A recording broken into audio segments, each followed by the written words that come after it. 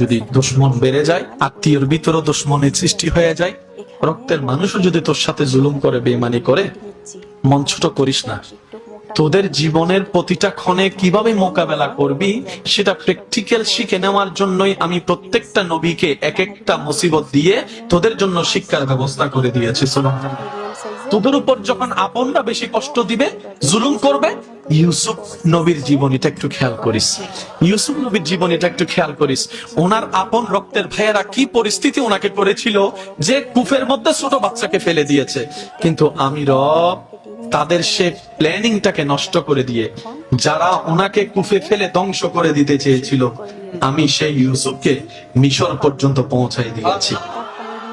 জগৎ ওনাকে অপরাধী ভেবে, অপরাধী মনে করে জেলখানায় বন্দী বানিয়েছে। ওনার ধৈর্য শুকরের কারণে আমি আল্লাহ ইউসুফ নবীকে রাজার সিংহাসনে বসিয়ে দিয়েছি।